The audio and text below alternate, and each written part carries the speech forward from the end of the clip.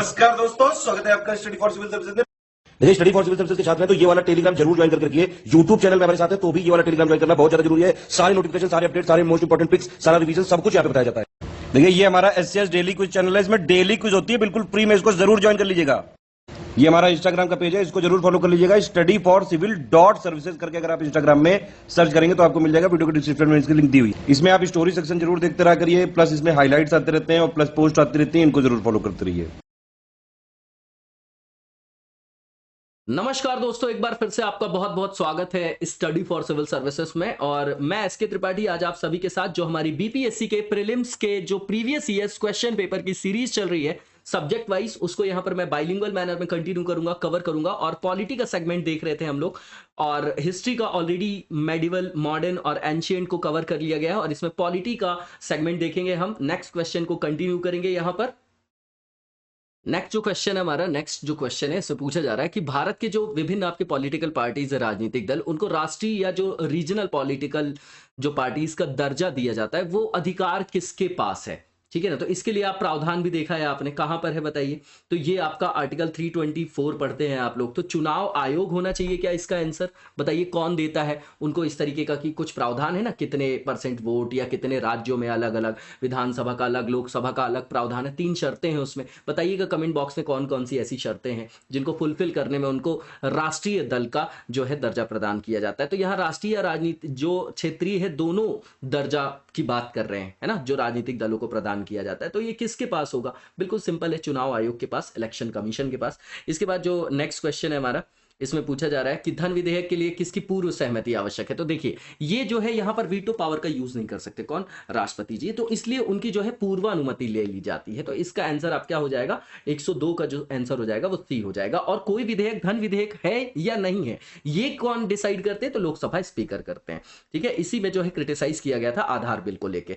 तो वो एक हमारे लिए मेंस के लिए इंपॉर्टेंट या इंटरव्यू के लिए भी इंपॉर्टेंट हमारे लिए टॉपिक है। इसके बाद जो नेक्स्ट क्वेश्चन है कि कौन सा ऐसा सेशन है जहां पर जो चेयरपर्सन है, अध्यक्ष, उस सदन का सदस्य नहीं होता? तो भैया राज्यसभा के, क्योंकि वो उपसभापति होते हैं। कौन होते हैं? उपराष्ट्रपति होते हैं। तो इसका आंसर आपका क्या हो जाएगा? बी हो जाएगा, राज्यसभा। इसके बाद जो 73rd अमेंडमेंट है, किससे रिलेटेड था? फिर से ये आपका रिलेटेड जो है ये क्वेश्चन, ये आपका रिपीटिशन है, पंचायती राज एक्ट से रिलेटेड है 73rd अमेंडमेंट। इसके बाद जो नेक्स्ट क्वेश्चन है कि लोकसभा की गतिविधियों में कौन भाग नहीं ले सकता है, ये पूछा जा रहा है। तो भारत के महान्यायवादी लेते हैं, बिल्कुल लेते हैं।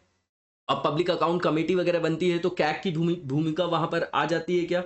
बताइए, बिल्कुल आ जाती है। सॉलिसिटर जनरल भी ले सकते हैं अगर ये ले सकते हैं। भारत के राष्ट्रपति के सचिव नहीं, क्योंकि वो एग्जीक्यूटिव के पार्ट है, उनका क्या काम वहां पर, तो वो नहीं लेते। संसद की जो नॉर्मल एक्टिविटीज होती हैं, है ना, उसमें लोकसभा की जो गतिविधियां होती है उसमें वो भाग नहीं ले सकते, जो सेक्रेटरी होते हैं प्रेसिडेंट ऑफ इंडिया के। तो इसका आंसर आपका डी हो जाएगा, 105 का। इसके बाद जो नेक्स्ट क्वेश्चन है कि ऐसा कौन सा अमेंडमेंट था जिससे भारत का जो कॉन्स्टिट्यूशन है उसमें सामाजिक, जो सोशल, सेकुलर और यूनिटी और इंटीग्रिटी वर्ड को ऐड किया गया था? तो 42nd अमेंडमेंट है 1976 का, ये सबको पता है। इसका आंसर आपका ए हो जाएगा। इसके बाद जो नेक्स्ट क्वेश्चन है, इसमें पूछा जा रहा है कि भारतीय संविधान में जो आर्टिकल 370 हो, किससे रिलेटेड था? तो स्पेशल स्टेटस है जेएनके का, आप सबको पता था। तो इसका आंसर क्या हो जाएगा? 107 का ए जो हो जाएगा आंसर, ए हो जाएगा। इसको स्क्रैप कर दिया गया है ना। वो कौन सा अमेंडमेंट है वो बताइएगा। इसके बाद जो नेक्स्ट क्वेश्चन है कि कौन सा ऐसा स्टेटमेंट है जो आपका ट्रू नहीं है डॉक्टर मनमोहन सिंह के बारे में, है ना, जो हमारे पूर्व प्रधानमंत्री भी रह चुके हैं। तो ये फाइनेंस मिनिस्टर थे, वो आपके नरसिम्हा, और जो पीवी नरसिम्हा राव थे आपके, वो, और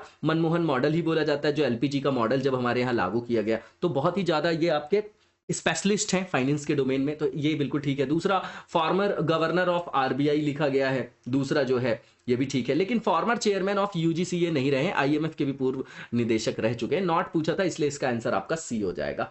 इसके बाद जो नेक्स्ट क्वेश्चन इसे पूछा जा रहा है कि जो पदों का अनुक्रम है, हायरार्की भारतीय संविधान में, उसको हमको यहाँ पर बताना है ना। तो ये बिल्कुल सिंपल है। देखिए, chief justice of India, chief election commissioner लिखा गया है, चीफ मिनिस्टर ऑफ स्टेट और गवर्नर ऑफ स्टेट्स यहाँ पर लिखा गया है। ठीक है, तो इसका जो सही ऑर्डर होगा, तो यहाँ पर chief justice of India, governor of states, chief minister of states और चीफ इलेक्शन कमिश्नर होगा।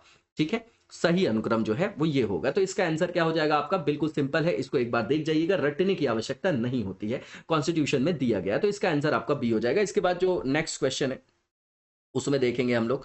और जो नेक्स्ट क्वेश्चन इसमें पूछा जा रहा है कि विशिष्ट जो केंद्रीय राज्य जो फिस्कल रिलेशन होते हैं, राजकोषीय संबंध, उसमें भारतीय राष्ट्रपति की सिफारिश किसके द्वारा की जाती है? तो भैया वित्त आयोग के द्वारा की जाती है, इसीलिए आर्टिकल 280 में फाइनेंस कमीशन की जो एस्टैब्लिशमेंट की बात किया गया है, संवैधानिक बॉडी है आपकी। इसका आंसर आपका डी हो जाएगा। इसके बाद जो नेक्स्ट क्वेश्चन है इसमें पूछा जा रहा है आर्टिकल 110 में मनी मिल की बात है क्या, वो भी इंपॉर्टेंट है, उसके आधार भी देख जाइएगा। इसके बाद जो नेक्स्ट क्वेश्चन है कि झारखंड को कब सेपरेट किया गया था, तो ये आपका 2000 का सन है, ये आप सबने देख लिया। यहाँ पर डेट नहीं भी पता होती तो भी पता चल जाता। तो 15 नवंबर 2000 है। वर्तमान में बिहार विधानसभा में कितने सदस्य? अब ये स्टेट स्पेसिफिक क्वेश्चन है जो हमारे लिए इजी गोइंग है और हमको ये देख के भी जाना चाहिए इसके कंटेक्चुअल पार्ट को भी प्रीलिम्स में। तो इसका आंसर आपका 243 हो जाएगा, ठीक है ना, 112 का। इसके बाद जो नेक्स्ट क्वेश्चन है हमारा, इसमें पूछा जा रहा है कि नानावती जो आयोग है किससे रिलेटेड है? तो देखिए ये दंगे से रिलेटेड, बताइए कौन सा दंगा से रिलेटेड थी? गुजरात के दंगों से था रिलेटेड या किसी और से था? तो ये कब स्थापित किया गया ये पूछा जा रहा है नानावती की, किसी और से था क्या ये रिलेटेड, बताना है कमेंट बॉक्स में। इसका जो आंसर हो जाएगा आपका 2000 हो जाएगा, डी। इसके बाद जो नौकरशाही का कार्य है गुजरात के दंगों से था, ये बाबरी वाले, किससे रिलेटेड है नानावती आयोग? कमेंट बॉक्स में जरूर बताइएगा। इसका आंसर आपका डी हो जाएगा। इसके बाद जो नौकरशाही का फंक्शन है वो क्या है? तो भैया जो नीतियां बनाई जाती हैं, जो आपके विधायिका में उपस्थित हमारे यहाँ मंत्री हैं या जो संसद है, सांसद हैं, सदस्य हैं जो, तो उनके द्वारा वहां पर संसद के द्वारा क्या होता है, विधायिका के द्वारा विधि को बनाया जाता है। उस विधि को जो लागू करने का काम है, इंप्लीमेंटेशन मतलब क्रियान्वयन का जो काम है, वो कौन करती है? ब्यूरोक्रेसी करती है, एग्जीक्यूटिव का पार्ट है। तो ये इंप्लीमेंट करते हैं गवर्नमेंट पॉलिसीज को, रन करते हैं एडमिनिस्ट्रेशन को, और हेल्प भी करते हैं मंत्रियों के। ऑल ऑफ द अबव, इसका आंसर आपका डी हो जाएगा। इसके बाद जो नेक्स्ट क्वेश्चन इसमें पूछा जा रहा है कि जो फंडामेंटल राइट्स है उनको लागू करने की शक्ति संविधान में किसको दी गई है? तो भैया सर्वोच्च न्यायालय और उच्च न्यायालय दोनों को, क्योंकि इन दोनों को रिट जारी करने की शक्ति है। तो 115 का जो आंसर हो जाएगा वो डी हो जाएगा। आर्टिकल 32 और 226 आपने देखा होगा। इसके बाद जो नेक्स्ट क्वेश्चन इसमें पूछा जा रहा है कि किसके द्वारा भारत के राष्ट्रपति पर महाभियोग लाया जा सकता है? किसके द्वारा लाया जा सकता है ये पूछा जा रहा है। तो संसद के द्वारा लाया जाता है। आप लोगों को पता है कि संसद की ये आपकी अर्धन्यायिक प्रक्रिया है। तो इसका आंसर आपका क्या हो जाएगा? बाय द पार्लियामेंट, जो कि बी में दिया गया है। इसके बाद जो है नेक्स्ट जो क्वेश्चन इसमें पूछा जा रहा है कि समवर्ती सूची में क्या जो है आपका लिस्टेड है नीचे दिए गए सब्जेक्ट्स में, ठीक है। तो एक बार जो है लिस्ट देख जाना चाहिए हमको। एजुकेशन है और अमेंडमेंट भी हुए हैं काफी सारे, ठीक है ना। तो इसके बाद जो इसका आंसर भी हो जाएगा। इसके बाद जो नेक्स्ट क्वेश्चन है कि पूछा जा रहा है कौन सी कमिटी थी जिसने भारत में पंचायती राज की स्थापना की सिफारिश की थी, उसके अध्यक्ष कौन थे? तो बलवंत राय मेहता कमेटी आप लोगों ने सुना होगा, जो 3 टीयर की जो पीआरआईस का सिस्टम है हमारे यहाँ आज भी, तो वो उसी के रिकमेंडेशन में था। लेकिन अगर संवैधानिक आयाम देने की सिफारिश किस जो है कमेटी ने किया था, तो एलएम सिंघवी है वो कमेटी आपकी। तो इसका आंसर आपका 118 का क्या हो जाएगा? सी हो जाएगा, बलवंत राय मेहता कमेटी। इसके बाद जो नेक्स्ट क्वेश्चन है कि लोकसभा में अगर स्टेट वाइज सीटों का एलोकेशन देखें, जो कि बेस्ड है आपका 1971 के सेंसस में, तो ये निर्धारण किस वर्ष तक जो है यथावत रहेगा? तो 2026 तक रहेगा। इसका आंसर आपका बी हो जाएगा, बिल्कुल कंटेक्चुअल पार्ट है। इसके बाद जो नेक्स्ट क्वेश्चन है पूछा जा रहा है कि भारत में पंचायती राज व्यवस्था सर्वप्रथम राजस्थान में शुरू की गई है ना, ये राजस्थान लिख दिया इन्होंने, और शुरू की गई पूछा गया। First started in India in the state of Rajasthan and, तो राजस्थान के साथ अब जो है यहां पर जो वर्ड आएगा वो क्या आ जाएगा बताइए? आंध्र प्रदेश भी आ जाएगा, ठीक है। तो राजस्थान ना होगा सबसे पहले और उसके साथ ही फिर आंध्र प्रदेश है, तो याद रखिएगा इसमें आंध्र प्रदेश भी आएगा। तो कंफ्यूज होने की जरूरत नहीं, राजस्थान उन्होंने दे दिया, इसलिए इसका आंसर आपका डी आंध्र प्रदेश होगा उसी के साथ ही, ठीक है। तो शुरुआती ये आपके स्टेट है। और इसके बाद जो नेक्स्ट क्वेश्चन है कि राष्ट्रपति के द्वारा राज्यसभा में कितने सदस्य मनोनीत किए जाते हैं राज्यसभा में? तो 238 + 12 है। साहित्य, कला, विज्ञान, समाज सेवा, सहकारिता, ये सब आप शब्द देखते होंगे। तो 121 का आपका जो आंसर हो जाएगा वो क्या हो जाएगा? सी हो जाएगा। रिपीटिशन है ये। इसके बाद जो नेक्स्ट क्वेश्चन है कि पंचायत जो है चुनाव जो कराए जाते हैं, आयोजन जो कराया जाता है, उसका निर्णय किसके द्वारा लिया जाता है? तो स्टेट लिस्ट का सब्जेक्ट है ये आपका, आप लोगों को पता है। तो स्टेट गवर्नमेंट ही ऐसा डिसीजन लेगी। इसके बाद जो नेक्स्ट क्वेश्चन है कि प्रेस की जो स्वतंत्रता है वो कहां से रिलेटेड है? तो आर्टिकल 19(1) देखेंगे उसके सब क्लॉज में, तो वहीं पर आपकी प्रेस की स्वतंत्रता भी है, जहां पर अभिव्यक्ति और जो है आपकी भाषण और अभिव्यक्ति की स्वतंत्रता है, freedom of speech and expression. तो आर्टिकल 19 होगा आपका ये, तो इसका आंसर आपका ए हो जाएगा। इसके बाद जो नेक्स्ट क्वेश्चन है कि किसको मिनी कॉन्स्टिट्यूशन बोला गया, ऐसा कौन सा अमेंडमेंट है? तो मैंने पहले भी बताया था, 42nd अमेंडमेंट है 1976 का। इसके बाद जो नेक्स्ट क्वेश्चन है कि जम्मू कश्मीर के राज्यपाल की नियुक्ति कौन करते हैं? तो ये दरअसल पहले का क्वेश्चन है, ठीक है ना। अब तो उसको अलग से वहां पर जो है वो लेजिस्लेचर वगैरह बनाया जा रहा है। तो उस समय के हिसाब से जैसे आंसर देखेंगे आप इसका, तो प्रेसिडेंट ऑफ इंडिया था, क्योंकि वहां पर जो है सेंटर जो है अपॉइंट करते थे उसको। तो इसका आंसर आपका डी हो जाएगा, ठीक है ना, भारत के राष्ट्रपति। तो इसके बाद जो नेक्स्ट क्वेश्चन है कि प्लानिंग कमीशन को कब स्टैब्लिश किया गया था? तो ये 1950 है, ये सन आप लोगों को पता होगा और डेट भी इसकी याद रखना है हमको। तो इसकी डेट आपकी 15 मार्च 1950 है, बी हो जाएगा आंसर। इसके बाद जो आर्थिक योजना है या इकोनॉमिक प्लानिंग है वो किस लिस्ट के अंतर्गत आती है, तो ये आती है आपकी कंकरेंट लिस्ट में, समवर्ती सूची में। राज्य और केंद्र दोनों को यहाँ पर प्राधिकार दिया गया। इसके बाद जो नेक्स्ट क्वेश्चन है कि जब कोई बिल प्रेजेंट किया जाता है पार्लियामेंट में तो वो एक्ट बन जाता है। कब एक्ट बन जाता है? तो राष्ट्रपति जब उसमें अपनी सहमति दे देते हैं, ठीक है, और जो है उसको अंतिम रूप से सहमति, तब वो एक जो है अधिनियम एक्ट बन जाता है, कानून बन जाता है आपका, ठीक है। तो ये जो हो जाएगा कि राष्ट्रपति ने अपनी सहमति जब दे दी हो, अपनी जो है एसेंट दे दी हो वहां पर। तो इसका आंसर क्या हो जाएगा? 128 का बी हो जाएगा। इसके बाद जो नेक्स्ट क्वेश्चन है कि राज्यसभा का कार्यकाल कितना है, तो भैया समाप्त होने का विषय नहीं है ये, इसका डिसोल्यूशन नहीं होता, लेकिन नॉर्मल आम भाषा में हम बोल देते हैं कि 6 साल है ना, लेकिन ऐसा है नहीं आपका 6 साल। तो ये आपका समाप्त होने का विषय ही नहीं है, ये आपका परमानेंट हाउस है, आंसर डी हो जाएगा। इसके बाद जो हाई कोर्ट के जजेस होते हैं वो अपना रेजिग्नेशन किसको देते हैं? रेजिग्नेशन की बात कर रहे हैं यहां पर, तो ये देंगे आपके प्रेसिडेंट को, ये याद रखिएगा, इंपॉर्टेंट है। इसके बाद जो नेक्स्ट क्वेश्चन है इसमें पूछा जा रहा है कि जो एक गैर सदस्य के रूप में कोई भी संसद में जो कोई भी एक सदन की कार्यवाही में भाग ले सकता है, जो सदस्य नहीं है संसद का, कौन है? तो महान्यायवादी अटॉर्नी जनरल ऑफ इंडिया है, आर्टिकल 76 मैंने पहले ही बताया। इसके बाद जो नेक्स्ट क्वेश्चन है कि कौन सा ऐसा फंडामेंटल ड्यूटी है जो संविधान संशोधन के द्वारा जोड़ा गया है, मतलब जो टोटल फंडामेंटल ड्यूटीज हैं उनको कब इनकॉर्पोरेट किया गया कॉन्स्टिट्यूशन में? तो 42nd अमेंडमेंट से किया गया है ना। कमेटी का भी नाम बताया था मैंने, कमेंट बॉक्स में बताइए कौन सी कमेटी थी। इसके बाद जो नेक्स्ट क्वेश्चन है कि भारत में कितनी भाषाओं को जो है क्षेत्रीय भाषाओं मतलब रीजनल लैंग्वेजेस के रूप में कॉन्स्टिट्यूशन में जगह दी गई है? तो 8वीं अनुसूची है, 22 भाषाओं का वहां पर उल्लेख किया गया है, बताइए। तो वो एक अलग चीज है, वो एक अलग चीज है, वहां से कंफ्यूजन नहीं होना है आपको, ठीक है ना। अब यहां पर आप देखेंगे कि ये 22 भाषाओं की बात कर रहे हैं, अब क्षेत्रीय भाषा लिख दिया तो वहां पर कंफ्यूजन नहीं होना चाहिए कि भैया वो क्षेत्रीय भाषाएं तो बहुत सारी हमारे यहाँ नहीं। संविधान में जो 8वीं अनुसूची में जो भाषाओं को दर्जा दिया गया है, अब शास्त्रीय भाषा अलग होती है और ये भाषाओं को जिसको रिकॉग्नाइज संविधान में किया गया वो अलग है। तो 22 भाषाएं हैं उसमें, ठीक है ना। और जो जो भाषाएं उसमें ऑप्शनल का पेपर भी होता है, ये आप लोगों को पता होगा। तो इसका आंसर आपका 22 हो जाएगा, जो 8वीं अनुसूची से रिलेटेड है। यहां कंफ्यूजन किसी तरीके का मत रखिएगा। इसके बाद जो नेक्स्ट क्वेश्चन है कि शब्दों पर विचार करना है और फिर हमको बताना है कि उनका जो सही सीक्वेंस है वो क्या है। ये फिर से रेपिटेशन है, आपने देख लिया इसको, ठीक है। तो इसका जो आंसर हो जाएगा वो क्या हो जाएगा, यहां पर देखिए ध्यान से, CA मतलब सोवरेन, उसके बाद सोशलिस्ट, उसके बाद फिर आपका सेकुलर और डेमोक्रेटिक, मतलब ए में दिया गया है। इसका आंसर आपका ए हो जाएगा 134 का। इसके बाद जो नेक्स्ट क्वेश्चन है कि किस सभा का अध्यक्ष जो है उसका सदस्य नहीं होता, तो फिर से वो उपराष्ट्रपति जी की बात करें, राज्यसभा के सभापति होते हैं। इसका आंसर आपका बी हो जाएगा, ठीक है। और उस पद का जो सृजन है उपराष्ट्रपति का इसीलिए किया गया है, तो इसका आंसर आपका बी हो जाएगा। इसके बाद जो नेक्स्ट क्वेश्चन है कि कौन सा ऐसा अमेंडमेंट था आपका संविधान संशोधन जिसमें 21 वर्ष से घटाकर 18 वर्ष जो है वो एडल्ट फ्रेंचाइजी को, जो एडल्ट फ्रेंचाइज जो है आपका, है ना, वो जो है वयस्क मताधिकार कब किया गया था, कौन से अमेंडमेंट से? तो 61st अमेंडमेंट है आपका ये, ठीक है। तो आंसर आपका सी हो जाएगा, ये भी रेपिटेशन है। इसके बाद जो नेक्स्ट क्वेश्चन है कि अगर राष्ट्रपति और उपराष्ट्रपति का पद खाली हो तो भारत के राष्ट्रपति के पद पर कौन होते हैं? तो एम हिदायतुल्लाह का नाम सुना होगा आपने, है ना, सबसे पहले फैक्ट में आप वो देखते हैं। तो यहां पर जो आपके चीफ जस्टिस ऑफ इंडिया है वो फिर उस भूमिका का निर्वहन करते हैं। इसका आंसर आपका बी हो जाएगा। इसके बाद जो ब्लॉक लेवल पे पंचायत समिति होती है वो कैसी बॉडी होती है, ये पूछा जा रहा है। तो भैया ये बॉडी एक कंसल्टेंट कमिटी है, परामर्शीय समिति है। इसका आंसर आपका सी हो जाएगा। इसके बाद जो नेक्स्ट क्वेश्चन है कि 14 अगस्त 2007 को पार्लियामेंट ने जब भारतीय संविधान में संशोधन किया, तब के उपरांत जब वो संशोधन कर दिया तो एससी की बात कर रहे हैं, अनुसूचित जाति की सूची में जातियों की संख्या कितनी थी, ठीक है, बिल्कुल कंटेक्चुअल पार्ट है, और ये थी 1206। इसका आंसर आपका बी हो जाएगा। इसके बाद जो श्री मोहम्मद हामिद अंसारी है, भारत के उपराष्ट्रपति के रूप में उनका कौन सा क्रमांक था? जो भी उपराष्ट्रपति राष्ट्रपति होते हैं उनका एक बार नंबर देख लेना चाहिए हमको स्टेट पीसीएस के लिए, तो ये तब के करंट अफेयर्स में रहा होगा। तो इसका जो आपका आंसर है आपका वो डी हो जाएगा 13, ठीक है, बिल्कुल कंटेक्चुअल पार्ट है।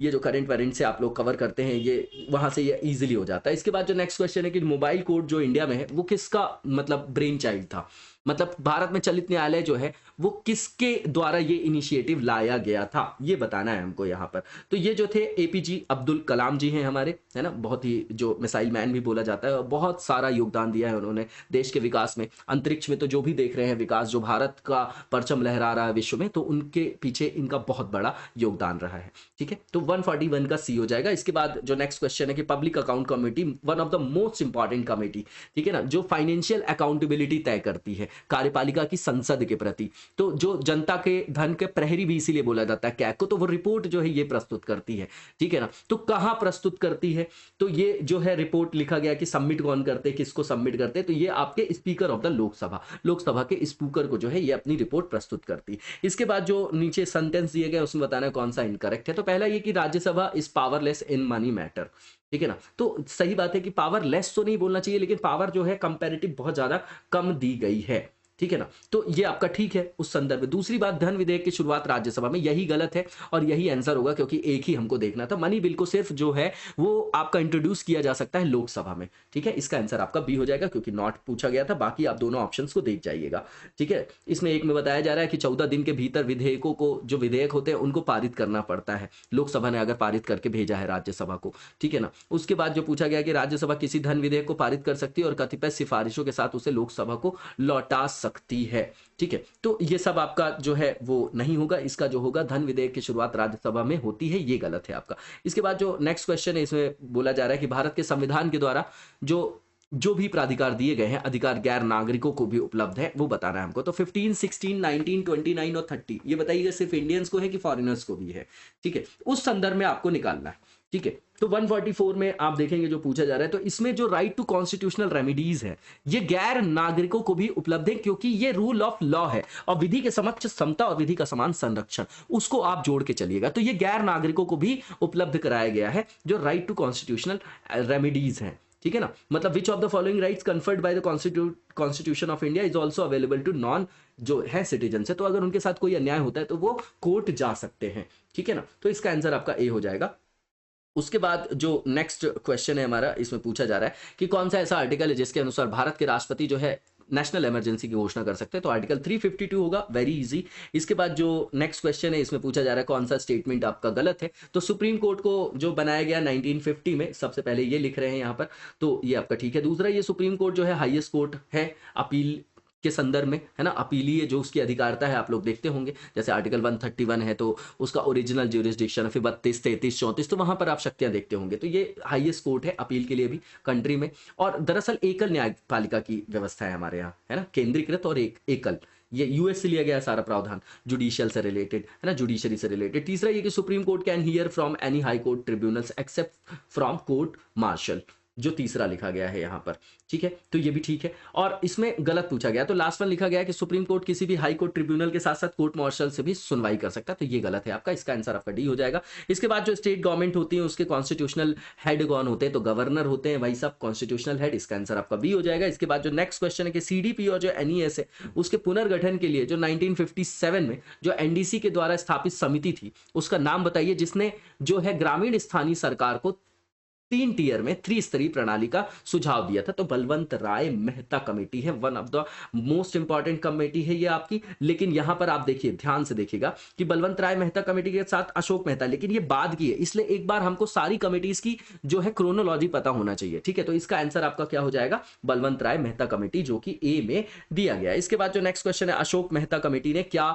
सिफारिश की थी, तो देखिए ये भी इंपॉर्टेंट है। इसने जो है अशोक मेहता कमेटी ने पंचायती राज की 2 स्तरीय मतलब 2 टियर गवर्नमेंट की वहां पर जो है अवधारणा दी थी, वैसी सिफारिश की थी। तो इसका आंसर आपका बी हो जाएगा। इसके बाद जो नेक्स्ट क्वेश्चन है कि भारत में योजना आयोग की स्थापना कब हुई थी, तो अभी देखा था हमने 15 मार्च 1950 की बात की गई थी। तो सन बस पूछा जा रहा है, तो इसका आंसर आपका ए हो जाएगा। इसके बाद जो नेक्स्ट क्वेश्चन है इसमें पूछा जा रहा है कि कौन सा एक ऐसा मानव अधिकार है, ठीक है ना, जो यहाँ पर ह्यूमन राइट है, जो संविधान के अंतर्गत मौलिक अधिकार भी है, ठीक है ना। मानवाधिकार और मौलिक अधिकार दोनों जो है एक तरीके से मानवाधिकार के पीढ़ी ही हैं, ठीक है ना। जैसे जैसे यूएस में जो आपका सार्वभौमिक घोषणा पत्र है मानवाधिकारों से संदर्भित, तो वैसे वैसे अधिकारों की मांग में भी वृद्धि देखेंगे आप 90s के बाद में, ठीक है। तो इसका आंसर आपका राइट टू एजुकेशन है, ठीक है। ये मानवाधिकार के साथ साथ जो है आपका मौलिक अधिकार भी है, तो 151 का सी हो जाएगा। इसके बाद जो नेक्स्ट क्वेश्चन है कि कौन सा ऐसा अमेंडमेंट था जिससे शिक्षा का अधिकार जोड़ा गया, तो 86th अमेंडमेंट था। ये आपका ईयर जो है वो आपको पूछ रहे हैं, ठीक है। तो यहां पर जो है अमेंडमेंट किया गया था 2010 है, ये आपको पता है। डेट भी इसलिए पूछा जा रहा है क्योंकि बहुत इंपॉर्टेंट मूव था। तो 1 अप्रैल 2010 है ये आपका। राइट टू एजुकेशन ऐड किया गया through the amendment in the constitution of India, ठीक है ना। तो उसके बाद जो नेक्स्ट क्वेश्चन है आर्टिकल 21 में जो जोड़ा गया था 21A जो देखते हैं वो 86th अमेंडमेंट से था। इसके बाद जो नेक्स्ट क्वेश्चन है कि भारतीय संविधान में शामिल है, तो 395 आर्टिकल है, 22nd पार्ट है आपके और 12 अनुसूचियां हैं, ठीक है। 8 पहले थी, 9th जो है लैंड रिफॉर्म से रिलेटेड है, 10th जो है एंटी डिफेक्शन से रिलेटेड है, 11th जो अनुसूची है वो आपकी PRI से रिलेटेड है, 12th जो है आपकी वो अर्बन लोकल बॉडीज मतलब म्युनिसिपैलिटीज, नगर जो स्थानीय निकाय हैं उनसे संदर्भित है, ठीक है। तो ये आपका आंसर क्या हो जाएगा, इसका ए हो जाएगा। इसके बाद जो लास्ट क्वेश्चन है पॉलिटी सेगमेंट का, इसमें पूछा जा रहा है कि राज्यसभा में होते हैं तो उसका कॉन्फ़िगरेशन स्ट्रक्चर पूछ रहे हैं ये। तो इसमें 250 मेंबर होते हैं जिसमें 12 मेंबर्स को नॉमिनेशन के द्वारा जो है वहां पर उनको सदस्यता दी जाती है, जो प्रेसिडेंट ऑफ इंडिया देते हैं, हमारे राष्ट्रपति देते हैं। तो इसका आंसर आपका क्या हो जाएगा, सी हो जाएगा। इसी के साथ आज की वीडियो को यहीं पर विराम देंगे, नेक्स्ट वीडियो में कंटिन्यू करेंगे और नेक्स्ट वीडियो में हम ज्योग्राफी वाले सेगमेंट को कवर करेंगे। तब तक लगातार जबरदस्त तरीके से पढ़ते रहिए। Thank you so much, best of luck.